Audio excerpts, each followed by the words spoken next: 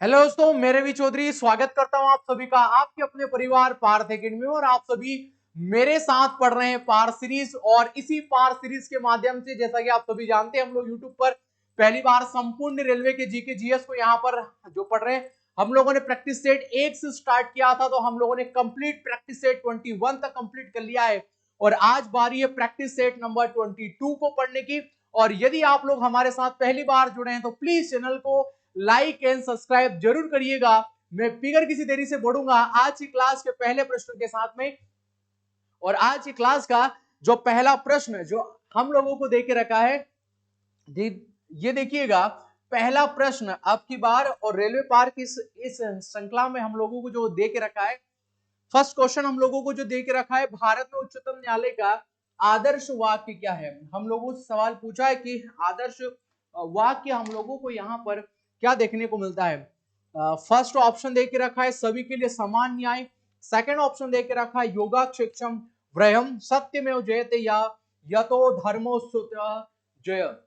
यानी हमारे supreme court का आदर्श वाक्य हम लोगों को क्या देखने को मिलेगा। हम लोगों को पहला प्रश्न भी यही दे यहां पर देखने को मिलेगा।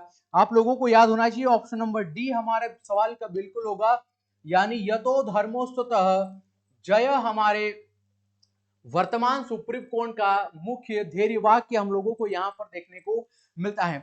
उसी प्रकार आप लोगों को याद होना चाहिए, यदि बात ये करेगा कि भारत का ये जो सुप्रीम कोर्ट है, सुप्रीम कोर्ट कब अस्तित्व में आया, कब हमें देखने को मिलेगा, कब हमें सुप्रीम कोर्ट का अस्तित्व यहाँ पर देखने को मिलेगा, तो जवाब होगा कि 1950 को हमें देखने को मिलेगा। वहीं पर यह याद होना चाहिएगा कि भारत के कौन से आर्टिकल के अंदर, भारत के आर्टिकल क्रमांक या भारत के संविधान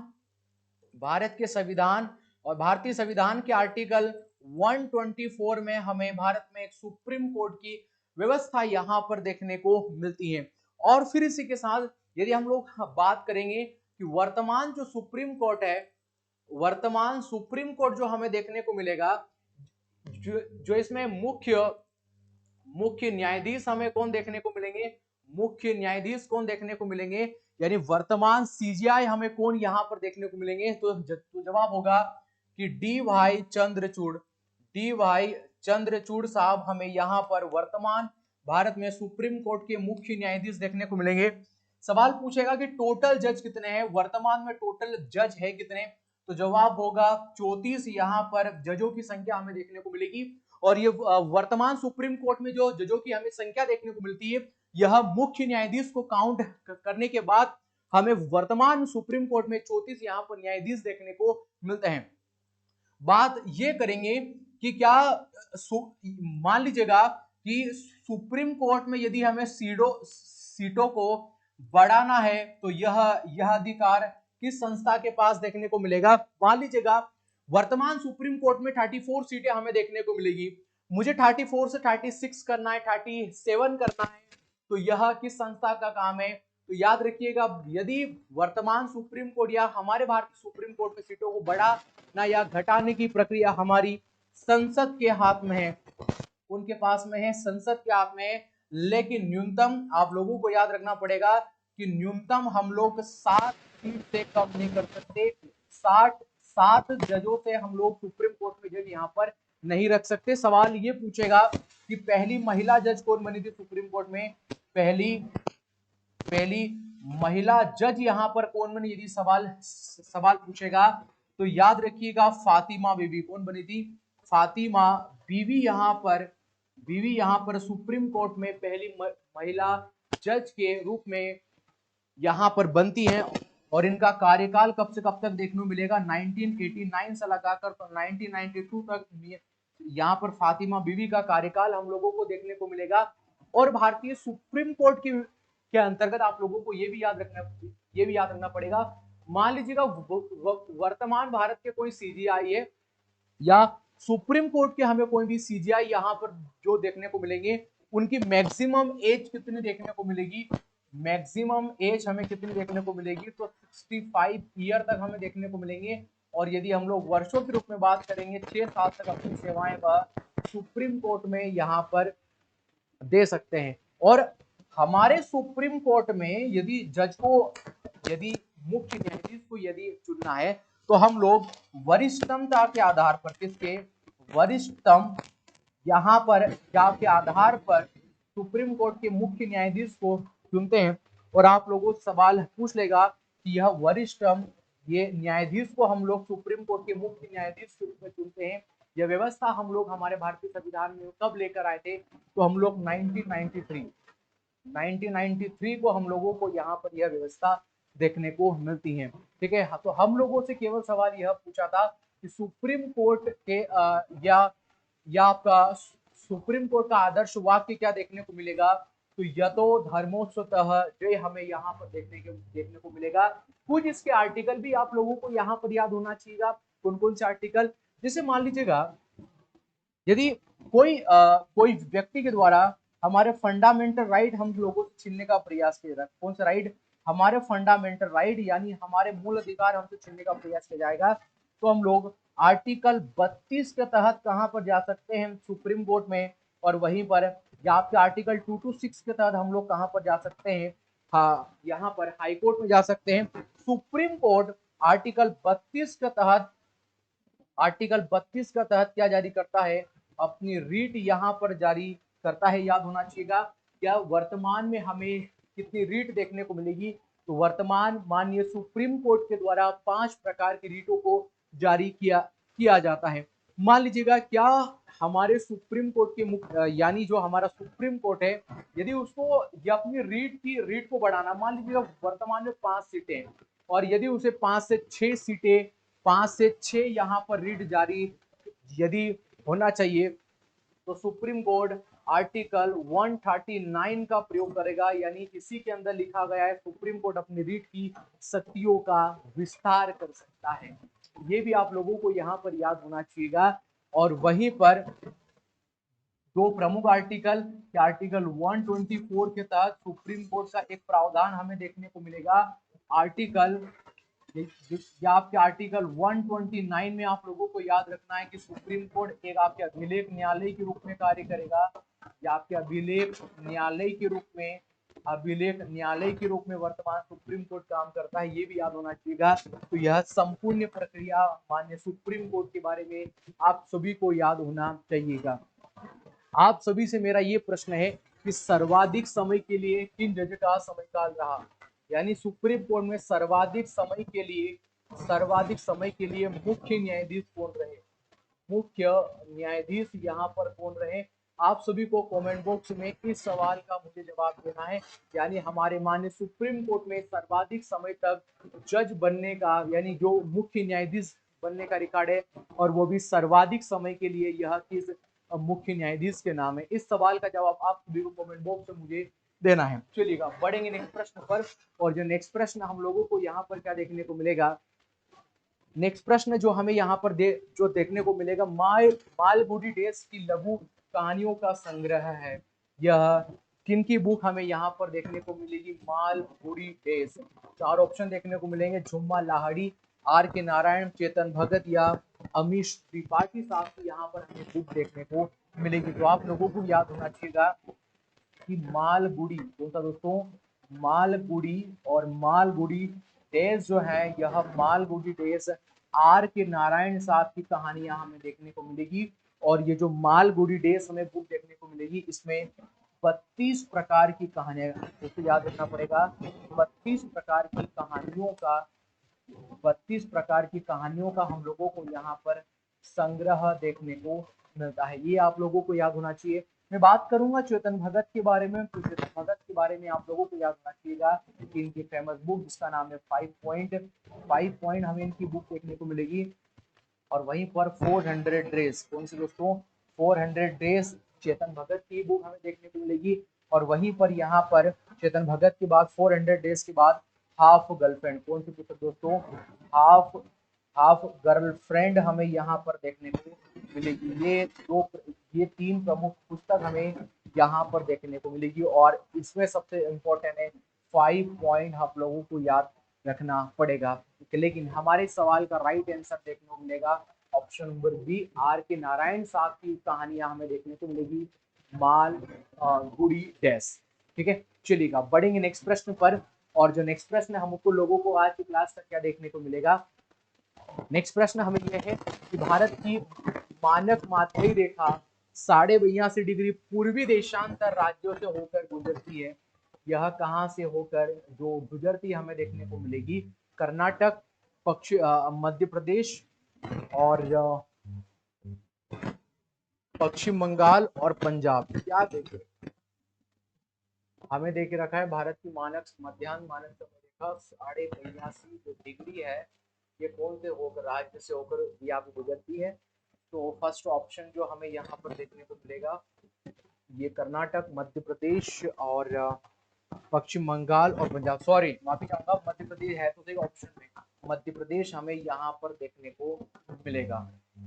अब ये माध्यन ये जो रेखा है ये हमें किस प्रकार की देखने को मिलेगी, देखिएगा हम लोगों को यहाँ पर, मैं यहाँ पर आप लोगों को बता देता हूँ, देखिएगा एक मिनट देखो, मान लीजिएगा हमारा ये ग्लोब है और हमारे ग्लोब पर दो प्रकार, मान लीजिएगा ये इस प्रकार की मानक रेखाएं हम लोगों को यहाँ पर देखने को मिलेगी। हमारे ग्लोब पर जितनी प्रकार की आड़ी रेखाएं हम लोगों को देखने को मिलेगी, इन सभी रेखाओं को हम लोगों ने आपकी अक्षांश रेखा नाम दिया है। क्या नाम दिया है, हम लोगों ने इसको अक्षांश रेखा नाम दिया है। और हमें दो पोल देखने को मिलेंगे, एक आप लोगों का हमें नॉर्थ पोल देखने को मिलेगा और एक आप लोगों का साउथ पोल हम लोगों को यहाँ पर देखने को मिलेगा। नॉर्थ पोल और साउथ पोल, यानी इसी नॉर्थ पोल और इस साउथ पोल को मिलाने वाली जितनी भी सीधी रेखाएं होती हैं, और इन सभी सीधी रेखाओं को हम लोगों ने देशांतर रेखा नाम दिया। कौन सी लाइन, देशांतर रेखा नाम दिया। और जितनी भी आड़ी रेखाएं हमें नाम देखने को मिलेगी इन सबको अक्षांश रेखा क्या नाम दिया हम लोगों ने, यहाँ पर आपकी अक्षांश रेखा हम लोगों ने इनको यहाँ पर नाम दिया है।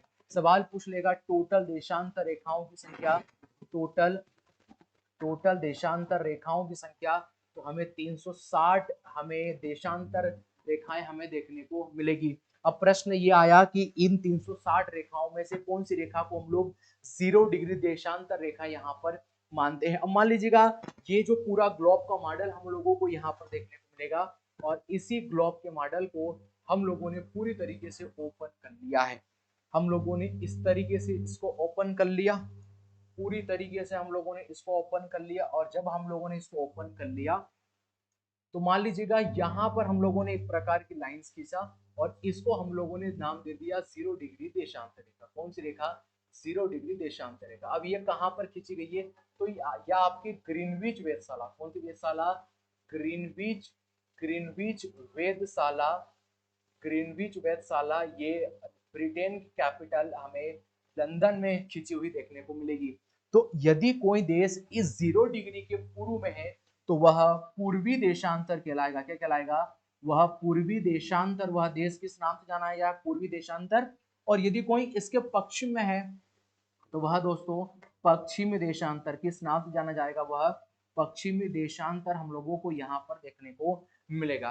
अब जब जब ये मानिएगा भारत कहाँ पर स्थित है, तो भारत आप लोगों का 82.5 डिग्री, कहाँ पर, 82.5 डिग्री, इस यही जो लाइन है इसको हम लोगों ने नाम दिया है 82.5 डिग्री पूर्वी देशांतर। 82.5 डिग्री पूर्वी देशांतर हमने इसको नाम दिया है। यही हमारी मानक समय रेखा, भारत की जो मानक समय रेखा है, यही हम लोगों ने 82.5 डिग्री को ही भारत की मानक समय रेखा हम लोगों ने यहाँ पर नाम दिया है। अब कॉन्सेप्ट क्या निकल कर आता है, थॉट प्रोसेस यहाँ पर क्या है। अब ये देखिएगा हमारी जो अर्थ क्या करेगी, 24 घंटे में क्या करेगी, 24 घंटे में 360 डिग्री घूमती है। और यदि मैं 1 घंटे की बात करूंगा तो 360 बटे यहाँ पर 24 हमें देखने को मिलेगा और 1 घंटे की वैल्यू हमें 15 डिग्री यहाँ पर देखने को मिलेगी। यानी अर्थ हमेशा कहां से कहां तक घूमती है, तो आपकी पश्चिम, कहां से घूमती है, आपकी पश्चिम से पूर्व डायरेक्शन में हमें जाती हुई यहाँ पर देखने को मिलेगी। और यदि यहाँ पर ये पूर्व डायरेक्शन की तरफ जाती हुई हमें देखने को मिलेगी तो 1 घंटे की वैल्यू कितनी देखने को मिलेगी, यानी हमारी पृथ्वी खुद के एक्सिस पर 1 घंटे में 15 डिग्री घूमती है। तो मैं मान लूंगा कि इस 1 घंटे को मैं 60 मिनट बोलूंगा, यानी 60 मिनट बराबर मुझको 15 डिग्री देखने को मिलेगा।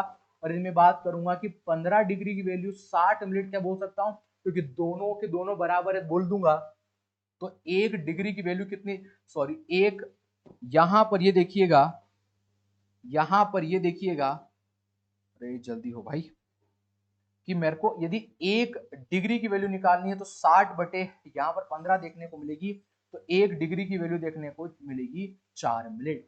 यानी पृथ्वी अपने खुद के एक्सिस पे 1 डिग्री आगे बढ़ती है, तो 4 मिनट का अंतर हम लोगों को यहाँ पर देखने को मिलता है। और यदि 1 डिग्री पश्चिम में घूमेगी, वैसे तो हमारी अर्थ पश्चिम से पूर्व की डायरेक्शन घूमती है, यदि हमारी पृथ्वी 1 डिग्री से 2 डिग्री पे पहुंच गई, तो हम लोग ये मान लेंगे कि पृथ्वी में दोनों समय के बीच में 4 मिनट का अंतर आया है। और अगर 2 डिग्री घूम गए तो मानेंगे 8 मिनट का अंतर हम यहाँ पर देखने को मिलेगा। अब हमारी पृथ्वी यानी भारतीय जो मानक समय रेखा है वो कहां पर है, 82.5 डिग्री। हम लोगों ने इसको भारत की मानक समय रेखा यहाँ पर नाम दिया है।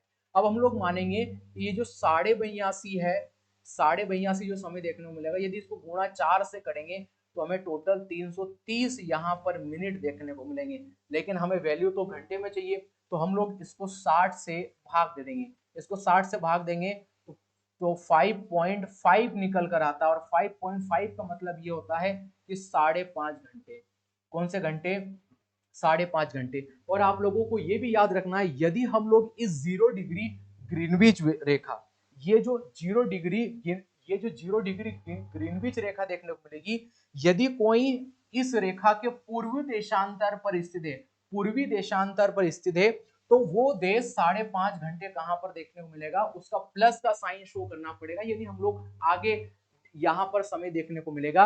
अब मान लीजिएगा कि भारत में 1 बजे, भारत में अभी टाइम जो कितना हो रहा है, 1 PM का समय हो रहा है, तो हम इसमें 5 घंटे, 5.5 घंटे यहाँ पर क्या करेंगे, इसमें जोड़ देंगे, तो हम लोगों को टाइम कितना देखने को मिलेगा, हमें यहाँ पर 5 और 1 6:30 बजे हम लोगों को यहाँ पर देखने को मिलेगा। तो आप लोगों ने आपके मोबाइल फोन घड़ियों में देखा होगा कि 5.5+ डिग्री का साइन शो होता है, तो हम लोग इसी ग्रीनविच रेखा से 5.5 घंटे आगे चलते हैं।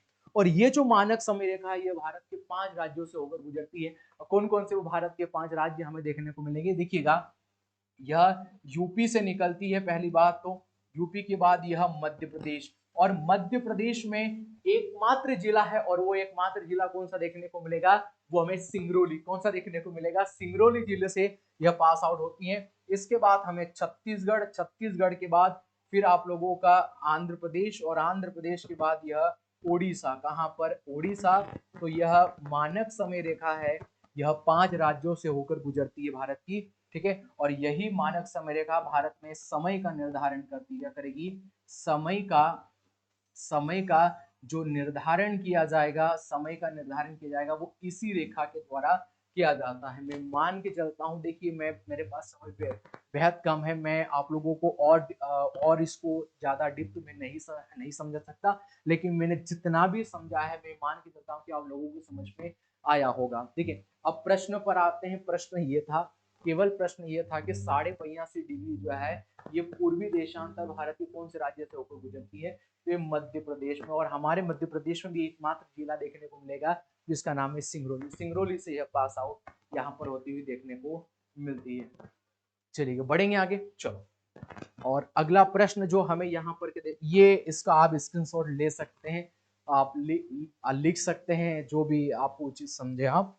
चलो नेक्स्ट प्रश्न जो हमें देखने को मिलेंगे, भारतनाट्यम के पांडलुर शैली को किसने लोकप्रिय बनाया, जैसे 2004 में पद्म भूषण पुरस्कार, यहाँ पर पद्म भूषण पुरस्कार दिया गया था। तो ये बात हो रही है आपके 1960 के दशक में, एक प्रसिद्ध नृत्यांगना हमें देखने को मिली दोस्तों, जिनका नाम था, यहाँ पर क्या नाम देखने को मिला, जिनका नाम था याप्याला मेल वल्ली। इन्होंने इस नई तकनीक को खोजा था जिसका नाम था पांडलु शैली, और ये किससे संबंधित है, भारतनाट्यम से संबंधित थे।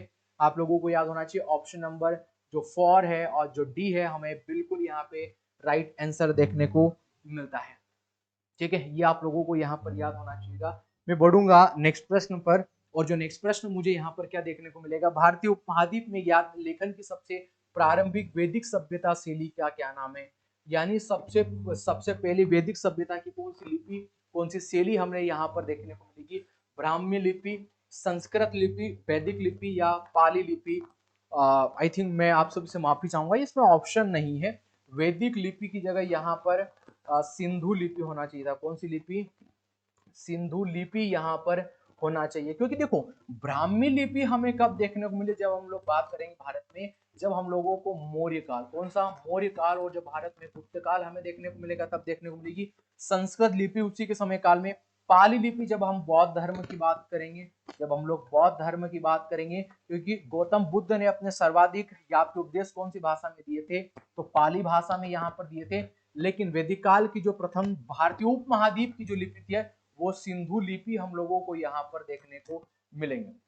और ये जो वैदिक सभ्यता हमें यहाँ पर देखने को मिलेगी, तो जो आप लोगों को सिंधु घाटी सभ्यता का जो समयकाल देखने को मिलेगा वो आपका 2500 बीसी से लगाकर तो 1750 बीसी तक देखने को मिलेगा। और वहीं पर आप लोगों का वैदिक सभ्यता, यहाँ पर हमें एक वैदिक सभ्यता देखने को मिलेगी। और इसी वैदिक सभ्यता का समयकाल आपका है 1500 बीसी से लगाकर तो 600 बीसी तक हमें वैदिक सभ्यता का समयकाल देखने को मिलेगा। सिंधु घाटी सभ्यता यह एक प्रकार की नगरीय सभ्यता देखने को मिलेगी, लेकिन वैदिक सभ्यता एक प्रकार की ग्रामीण सभ्यता। कौन सभ्यता?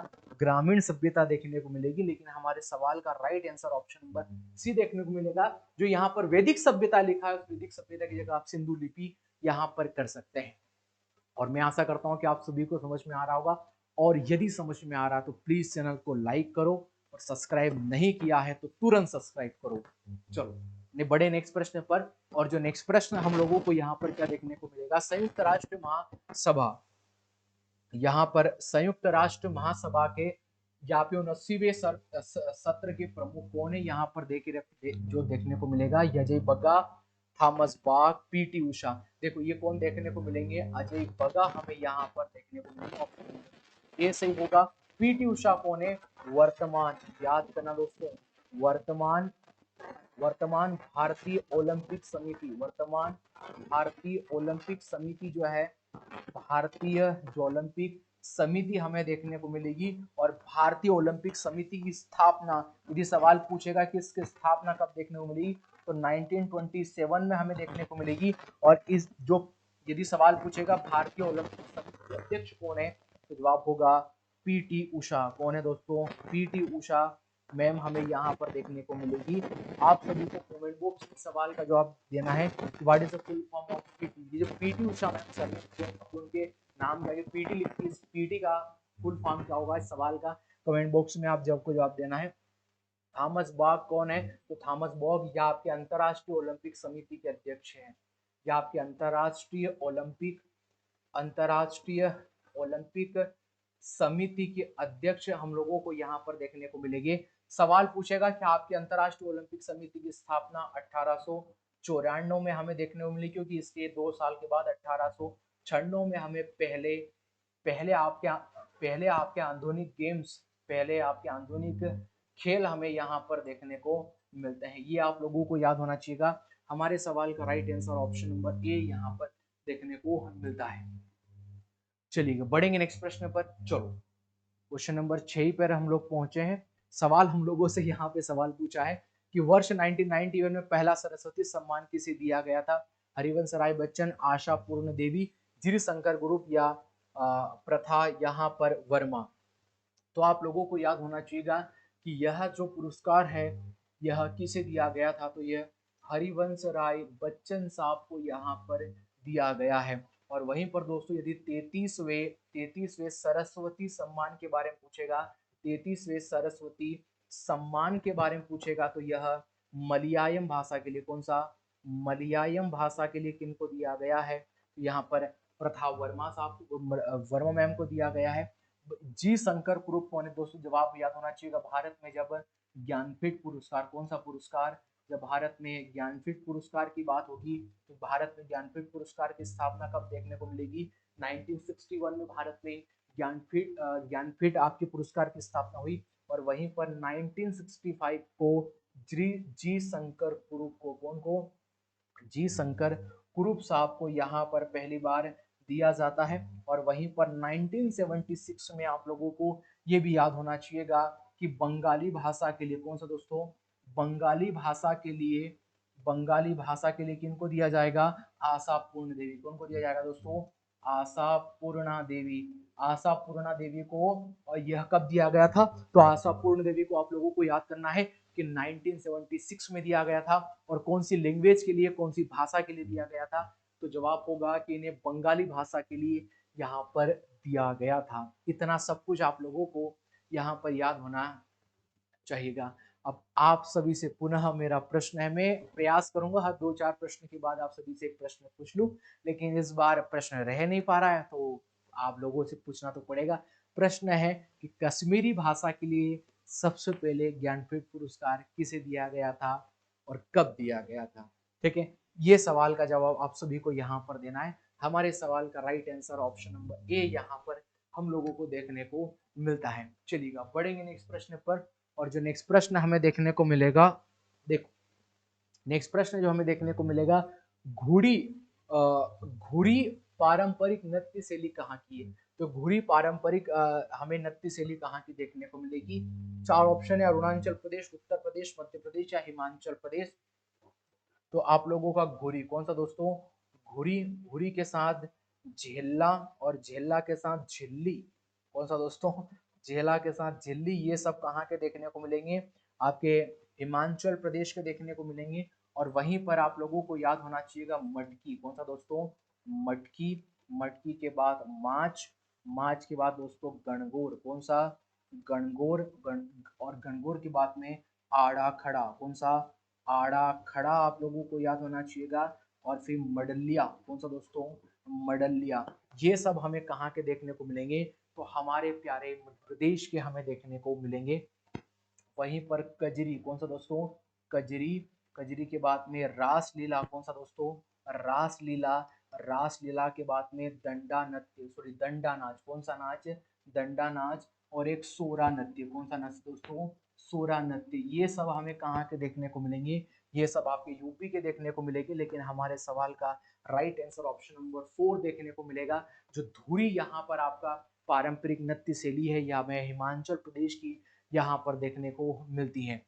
चलिएगा बढ़ेंगे नेक्स्ट प्रश्न पर। और जो नेक्स्ट प्रश्न हमें देखने को मिलेगा, देखिएगा जो नेक्स्ट प्रश्न हम लोगों से सवाल पूछा है कि घुमरा कहाँ का लोक नृत्य है? घुमरा कहाँ का लोक नृत्य होगा? तो घुमरा आप सभी को बताना है, फेमस घुमरा हमें नृत्य देखने को मिलेगा, हमें उड़ीसा का ये देखने को मिलेगा। कौन सा राज्य का? उड़ीसा का हमें यह नृत्य देखने को मिलेगा। ऑप्शन नंबर ए हमारे सवाल का बिल्कुल राइट आंसर यहाँ पर देखने को मिलेगा। चलिएगा पढ़ेंगे नेक्स्ट प्रश्न पर। और जो नेक्स्ट प्रश्न हमें देखने को मिलेगा, देख बोरोबुटुर बौद्ध मंदिर कहाँ पर स्थित है? तो ये बोरोबुटुर बौद्ध मंदिर कहाँ पर देखने को मिलेंगे? देखो आप लोग सीबीटी 1 की तैयारी कर रहे हो रेलवे में, या सीबीटी 2 में, या चाहे आरपीएफ की, आप ये मान के चलिएगा यदि स्टैटिक जीके से सवाल आया तो आर्ट एंड कल्चर से 6 से 7 प्रश्न आप लोगों को ऑलरेडी देखने को मिलेंगे। तो उसी श्रेणी में बोरोबुटर बौद्ध मंदिर हमें देखने को मिलेगा। बेहद प्रसन्न हमें फेमस टेम्पल देखने को मिलेगा। क्यों? क्योंकि यह जो मंदिर है यह शैलेंद्र द्वितीय के समकालीन जो वंश हुए उन्हीं के द्वारा बनाया गया था। यदि आप लोगों को ये याद है कि शैलेंद्र द्वितीय कहाँ का शासक हुआ करता था, वही शैलेंद्र द्वितीय की मैं बात कर रहा हूँ, जिसको भारत के चोल वंश के सबसे प्रतापी शासक राजेंद्र प्रथम ने हराया था। और राजेंद्र प्रथम ने इसी शैलेंद्र द्वितीय को नाव के आगे टांग कर पूरे चाइना में घुमाया था। आप लोगों को याद है, वही शैलेंद्र द्वितीय से संबंधित हमें ये यहाँ पर टेम्पल देखने को मिलेगा, बोरोबुटर बौद्ध मंदिर। और ये कहाँ पर देखने को मिलेगा? इंडोनेशिया। कहाँ पर देखने को मिलेगा? इंडोनेशिया में देखने को मिलेगा। ठीक है, आप लोगों से सवाल पूछेगा कि शैलेंद्र द्वितीय जो कि आपका इंडोनेशिया का हुआ करता था, इसको भारत के किस प्रतापी शासक ने हराया था? तो याद रखना पड़ेगा, राजेंद्र प्रथम ने हराया था। चलिएगा बढ़ेंगे नेक्स्ट प्रश्न पर। और जो नेक्स्ट प्रश्न हमें देखने को मिलेगा, नेक्स्ट प्रश्न जो है, नागालैंड के कोन्याक जनजाति द्वारा मनाया जाने वाला बसंत उत्सव के रूप में जाना जाता है। तो मोपिन, गरिया पूजा, म्योको या पे आओलांग मोन्यू। तो आओलांग मोन्यू हमें यहाँ पर देखने को मिलेगा। ऑप्शन नंबर डी हमारे सवाल का बिल्कुल यहाँ पे राइट आंसर देखने को मिलता है। ठीक है, और अगला जो प्रश्न है, क्या हमें दे, बेहद सरल प्रश्न है, इसमें क्या बोले सर ऐसा तो आप दिया ही मत करो, ऐसे तो हम ऐसे ही उड़ा देंगे। तो जवाब दो फिर, भारत के संविधान में संशोधन करने के लिए संसद की शक्ति का वर्णन है। तो आप सभी जानेंगे कि भारतीय संविधान में यदि हम लोग किसी प्रकार का संशोधन कर सकते हैं तो यह शक्ति हमें आर्टिकल 368 प्रदान करता है, और यह प्रावधान हम लोगों ने दक्षिण अफ्रीका से लिया है। यानी सवाल का right answer option number C हमें यहाँ पर देखने को मिलता है। चलिएगा, बढ़ेंगे नेक्स्ट प्रश्न पर। और जो नेक्स्ट प्रश्न हमें देखने को मिलेगा, और नेक्स्ट प्रश्न में क्या है कि दक्षिण भारत के पहाड़ी क्षेत्रों में निम्नलिखित में किस प्रथा की उपस्थिति इस क्षेत्र को चाय और कॉफी खेती के लिए आपकी उपयुक्त तो बनाती है। ये लेटराइट सोइल आप लोगों को देखने को मिलेगा, फिर आपके एल्यूमिनियम सोइल, ब्लैक सोइल, फिर आपके एरिड सोइल। ठीक है, तो ये लेटराइट मृदा हम लोगों को यहाँ पर देखने को मिलती है। ऑप्शन नंबर ए हमारे सवाल का बिल्कुल राइट आंसर यहाँ पर देखने को मिलता है।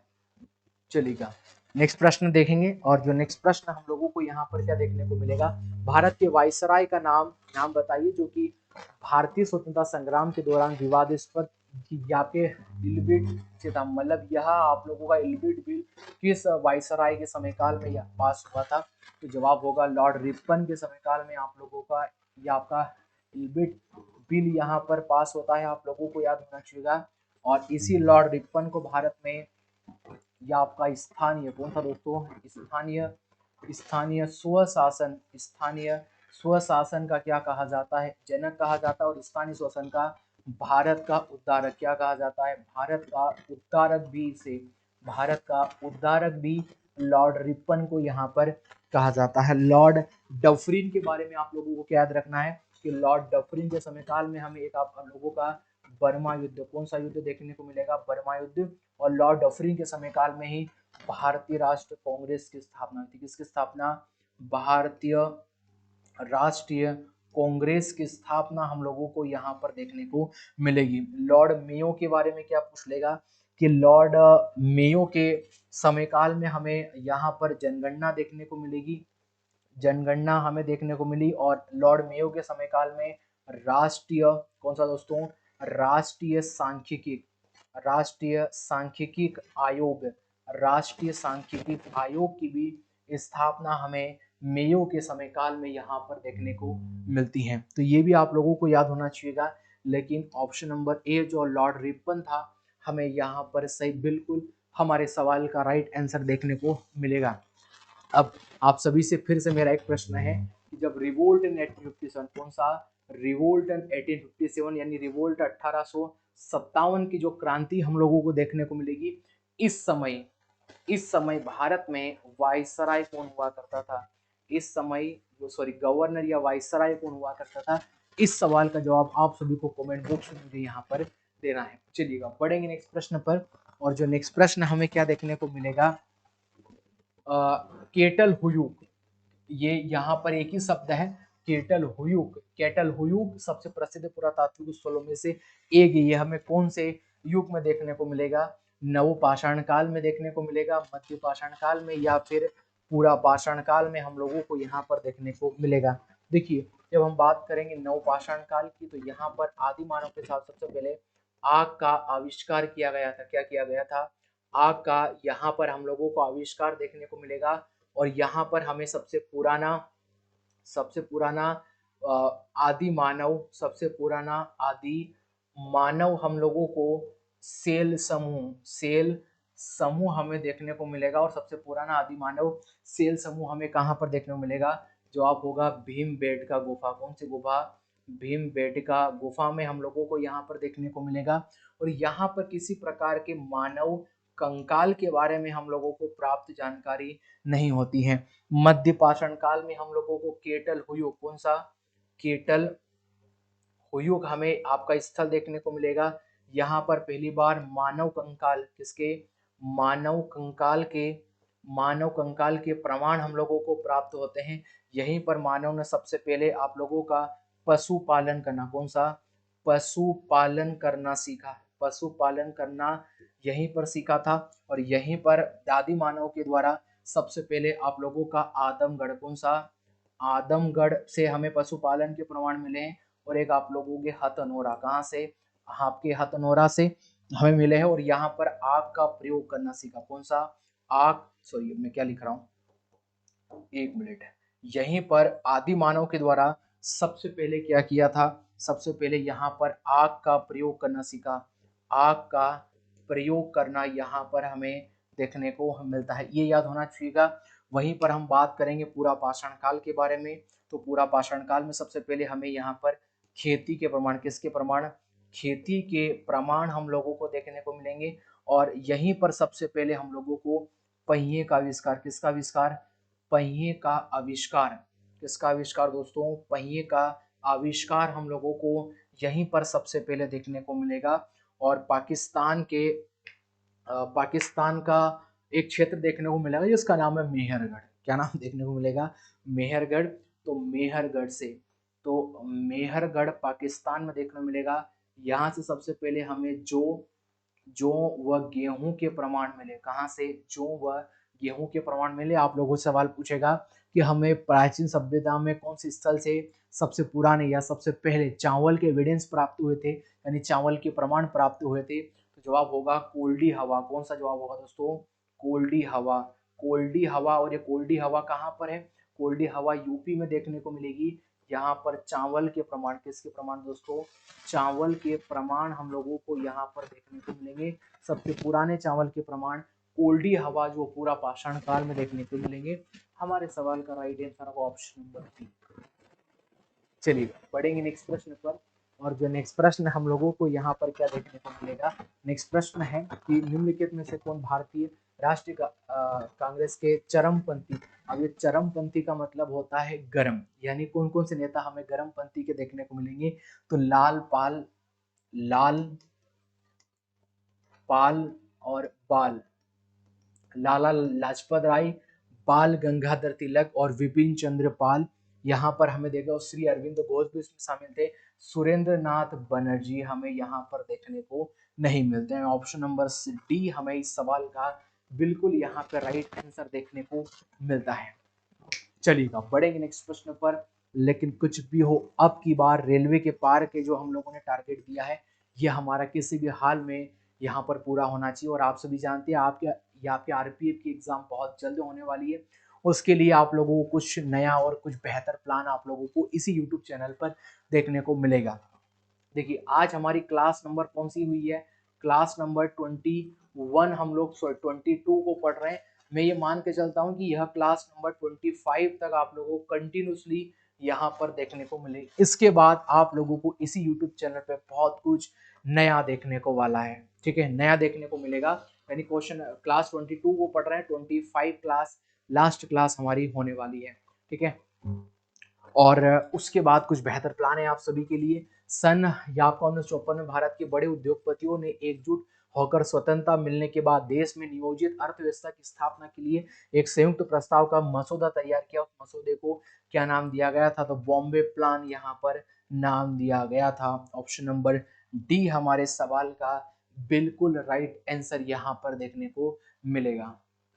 चलिएगा बढ़ेंगे नेक्स्ट प्रश्न पर। और जो नेक्स्ट प्रश्न है कि निम्नलिखित में कौन सा या आपका उपग्रह भू स्थिर कक्षा में भारत का पहला पृथ्वी या आपका इमेजिंग उपग्रह है? तो ये GSAT-1। कौन सा देखने को मिलेगा? GSAT-1 हमें देखने को मिलेगा। ऑप्शन नंबर सी हमारे सवाल का बिल्कुल राइट आंसर यहाँ पर देखने को मिलता है। चलिएगा बढ़ेंगे नेक्स्ट प्रश्न पर। और जो नेक्स्ट प्रश्न हमें देखने को मिलेगा कि पुरुषों के ये कबड्डी के मैदान की लंबाई कितनी देखने को मिलेगी? लंबाई और चौड़ाई का अनुपात कितना देखने को मिलेगा? 13:10 हमें यहाँ पर देखने को मिलेगा। ठीक है, ये आप लोगों को याद होना चाहिएगा। तो ऑप्शन नंबर बी हमारे सवाल का राइट आंसर होगा। और आपके और आप लोगों का अंतरराष्ट्रीय ये कबड्डी महासंघ की स्थापना कब हुई? ये कबड्डी महासंघ की स्थापना 2004 में हमें देखने को मिलेगी। और जयपुर कहाँ पर है? जयपुर में इसी का हेडक्वार्टर हमें यहाँ पर देखने को मिलता है। चलिए ये आप लोगों को यहाँ पर याद होना चाहिए था। चलिएगा बढ़ेंगे नेक्स्ट प्रश्न पर।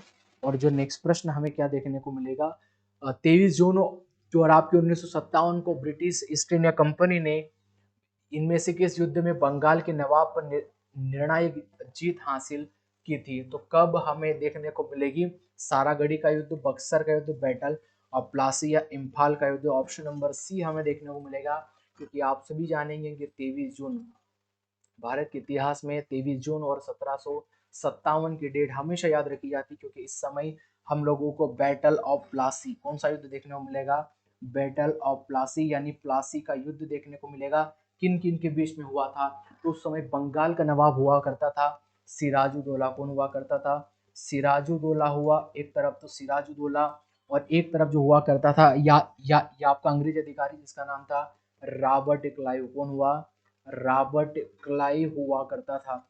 तो रॉबर्ट क्लाइव यहाँ पर जीतता है और सिराजुद्दौला यहाँ पर क्या हो जाता है? पूरी तरीके से हार जाता है। इसके बाद 1764 में हमें कौन सा युद्ध जो देखने को मिलेगा? तो बैटल ऑफ बक्सर। कौन सा युद्ध देखने को मिलेगा? बैटल ऑफ बक्सर हमें यहाँ पर युद्ध देखने को मिलेगा। और जो बैटल ऑफ बक्सर है, ये आप लोगों को याद होना चाहिए कि बैटल ऑफ बक्सर आप लोगों को याद होना, एक तरफ तो रॉयल आर्मी हुआ करती थी, रॉयल आर्मी हम लोगों को देखने को मिली, और एक तरफ हेक्टर मुनरो। कौन देखने को मिलेगा? हेक्टर मुनरो हमें यहाँ पर देखने को मिलेगा। हेक्टर मुनरो जीतता है, रॉयल आर्मी हारती है। लेकिन आप ये दोनों युद्ध आप लोगों को याद रखने हैं। लेकिन आप लोगों से सवाल पूछेगा कि निम्नलिखित में से कौन सा युद्ध भारतीय संविधान के लिए निर्णायक युद्ध शामिल हुआ? यानी उसी युद्ध के बाद ऐसा कहा जा सकता है कि भारत में संविधान के बनने की, निर्माण की जो प्रक्रिया थी वह प्रारंभ हो चुकी थी। तो फिर राइट आंसर होगा कि बैटल ऑफ बक्सर।